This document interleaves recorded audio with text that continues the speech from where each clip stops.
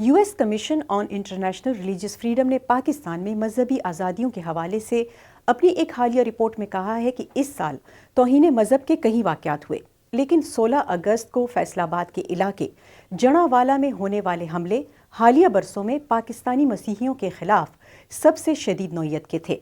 اور یہ حملے ایسے وقت میں ہوئے جب پاکستان کی حکومت کی جانب سے ملک میں توہین رسالت کے موجودہ قانون کو مضبوط بنانے کی کوششیں بھی کی جا رہی ہیں۔ مذہبی آزادیوں سے متعلق امریکی کمیشن کی رپورٹ میں کہا گیا ہے کہ سال 2023 میں بھی پاکستان میں توہین مذہب کے قانون کو لوگوں کے خلاف استعمال کیا گیا اور مذہبی اقلیتوں کے خلاف اس کے استعمال کی شرح غیر متناسب رہی،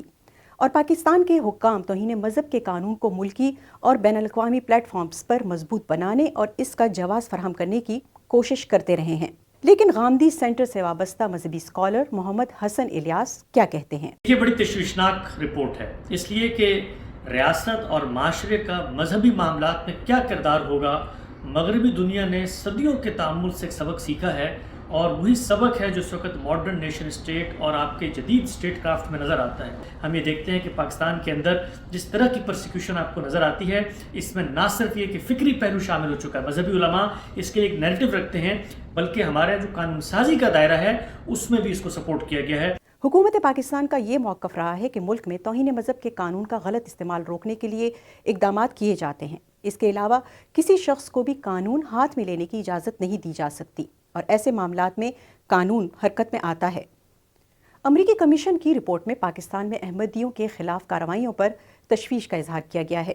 US کمیشن کی حالیہ رپورٹ بتاتی ہے کہ 2023 کے دوران احمدیہ کمیونٹی کے خلاف ٹارگیٹڈ تشدد اور امتیازی سلوک میں شدت آئی ہے۔ رپورٹ میں سید علی احمد طارق کے کیس کا ذکر کیا گیا ہے۔ ان پر پاکستان کی پینل کوڈ کی دفعہ B298 کی خلاف ورزی کرنے کا الزام تھا۔ انہوں نے مذہبی لاحقہ سید کا استعمال کرتے ہوئے عدالتی دستاویز پر دستخط کیے تھے۔ اس کے علاوہ پاکستان میں احمدیہ برادری کو عید الاضحیٰ کے موقع پر جانوروں کی قربانی کرنے سے روکنے، ان کی گرفتاریوں اور احمدیوں کی کئی مذہبی عبادت گاہوں کی توڑ پھوڑ کے واقعات کا بھی ذکر ہے۔ جماعت احمدیہ کے لوگ خود کو مسلمان سمجھتے ہیں، لیکن پاکستان کا آئین انہیں غیر مسلم قرار دیتا ہے۔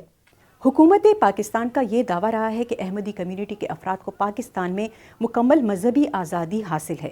لیکن انہیں آئین پاکستان کے اندر رہ کر ہی اپنے مذہبی عقائد پر عمل کرنے کی اجازت ہے۔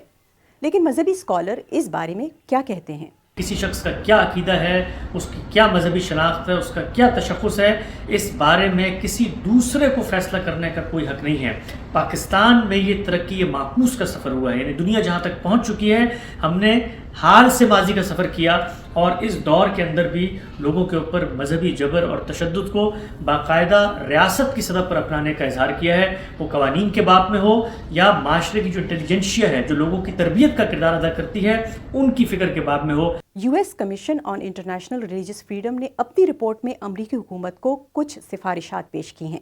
سفارشات میں امریکی محکمہ خارجہ سے کہا گیا ہے کہ پاکستان کو اس کی منظم، جاری اور مذہبی آزادی کی سنگین خلاف ورزیوں کے لیے خاص تشویش والے ملکوں کی فہرست میں شامل رہنے دیا جائے۔ سفارشات میں امریکی حکومت سے کہا گیا ہے کہ پاکستان کے ساتھ انٹرنیشنل ریلیجس فریڈم ایکٹ کی دفعہ 405C کے تحت لازم تعمیل ہونے والا ایک معاہدہ کیا جائے، جس میں توہین مذہب اور احمدیہ مخالف قوانین کی منسوخی بھی شامل ہو۔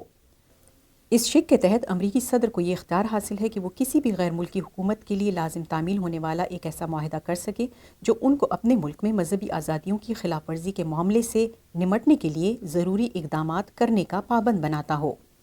امریکی حکومت سے سفارشات میں مطالبہ کیا گیا ہے کہ پاکستانی حکومت کی حوصلہ افزائی کی جائے کہ وہ توہین رسالت کو قابل ضمانت جرم قرار دے، ثبوتوں اور توہین رسالت کے مقدمات کی مناسب تفتیش کے لیے اصلاحات نافذ کرے، جھوٹے الزامات اور جھوٹی باتوں کی تحقیقات کی جائیں اور تعزیرات پاکستان کے تحت سزائیں دی جائیں۔